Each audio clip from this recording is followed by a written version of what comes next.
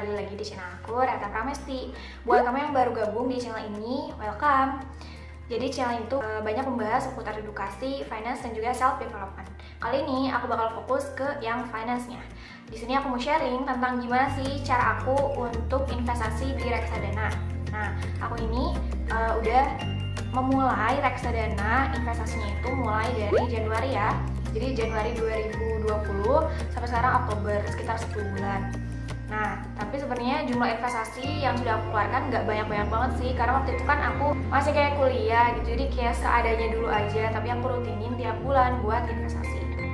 Ada satu pepatah yang benar-benar memotivasi aku banget buat berinvestasi, yaitu jangan nunggu hari tua buat investasi mulai dari sekarang, karena kita setidaknya bisa membangun masa depan dari investasi. Nah, jadi ketika kita sekarang lagi di usia muda, kita lagi di usianya produktif, itu jangan terlalu banyak konsumtif, foya-foya, tapi sisihkan juga gitu uang-uang kita tuh untuk nabung, investasi. Oke? Video ini bukan endorse ya, jadi beneran pengalaman atau review jujur aku menggunakan salah satu platform reksadana yang bener-bener ngehits dan lagi digandrungi banyak orang. Pertama-tama aku mau ngejelasin dulu apa sih reksadana itu. Nah, menurut idx.co.id, reksadana merupakan wadah yang menghimpun dana dari masyarakat, dimana nanti dana itu tuh dialokasikan ke portofolio efek yang mana nanti itu dikelola sama manajer investasinya. Jadi ibaratnya kita tinggal investasi, nanti yang ngelolanya itu manajer investasi. Ribet nggak? Enggak kan? Gampang banget. Nah, terus banyak yang nanya, investasi itu harus berjuta-juta, puluhan juta, ratusan juta nggak sih?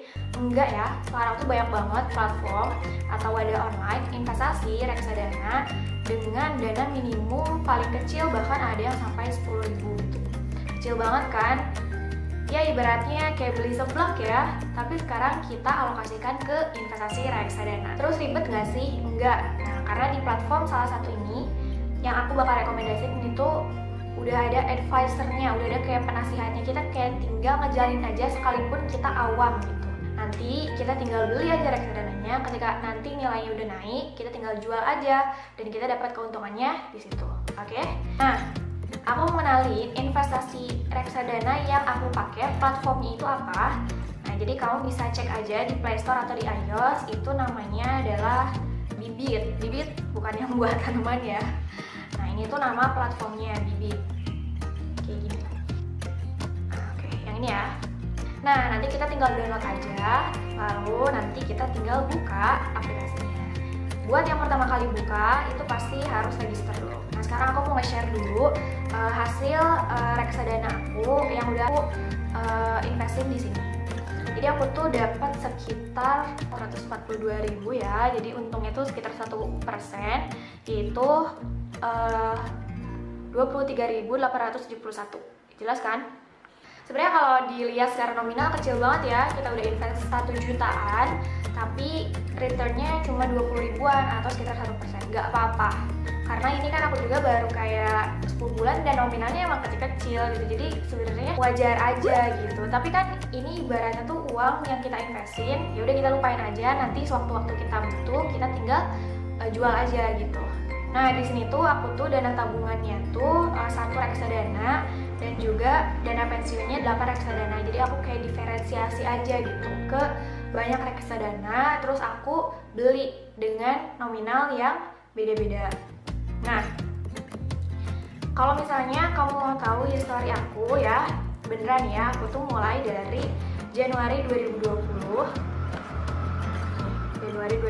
dan aku tuh cuma 20.000 guys, kayak seblak 2 bungkus 20.000, terus mulai ke 50.000, 40.000, 10.000, sampai kemarin tuh paling gede sih aku kayak 300 ribuan gitu ya. Jadi buat sekelas ya mahasiswa atau fresh graduate yang emang pendapatannya belum tetap gitu ya, nggak apa-apa gitu, invest dulu aja. Ketika nanti udah kerja beneran dan udah dapat pendapatan yang tetap, enak kan, kita tinggal ngelanjutin aja.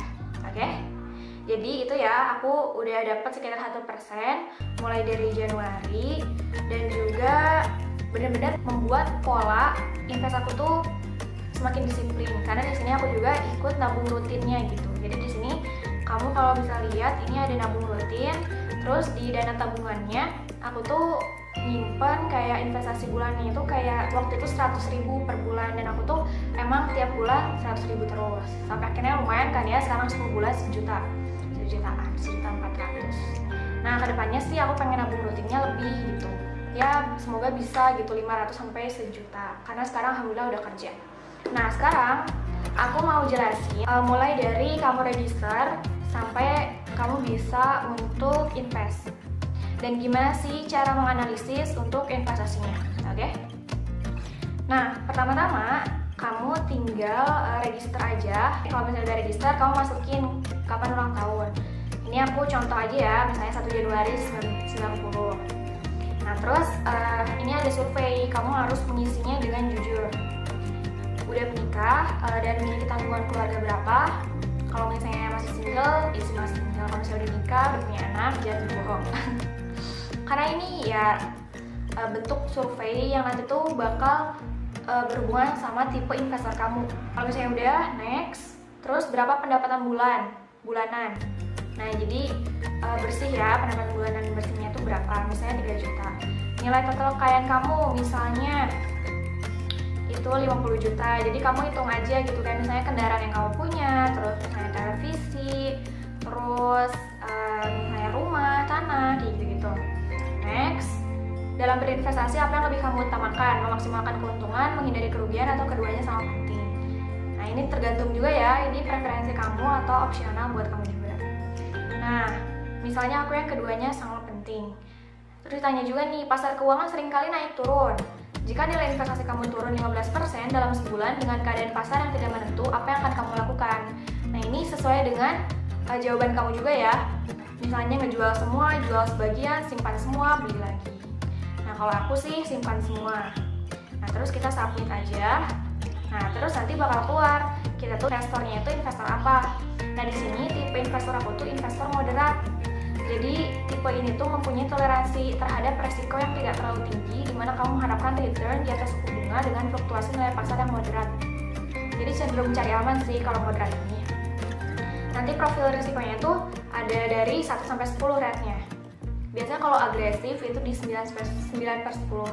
Kalau yang satu lagi investor yang benar-benar takut gitu ya, prevent gitu dengan adanya risiko, itu biasanya di bawah 5. Nah, terus di sini tuh ketika udah ada profil risikonya, ada jenis reksadana yang berdasarkan alokasinya. Jadi alokasi dana misalnya di pasar uang 10%, obligasi 43%, saham 47%. Ini buat yang tipe moderat aku.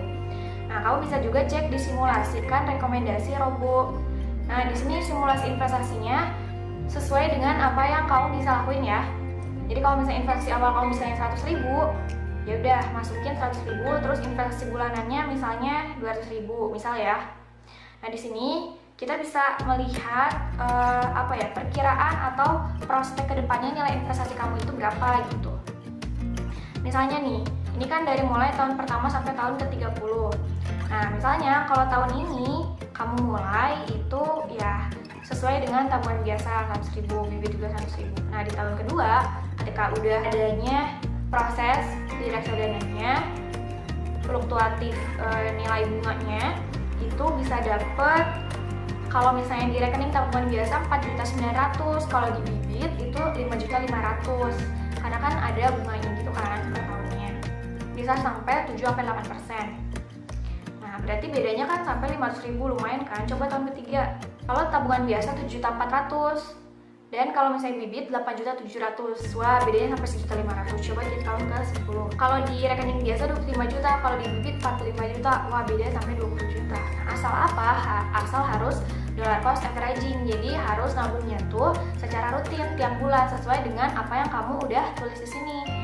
Oke? Tapi mungkin kalau di suatu waktu emang kamu lagi nggak bisa banget nabung, ya udah nggak apa-apa. Tapi sebisa mungkin di bulan depannya kamu cover gitu si uang invest kamu yang belum kamu lakuin.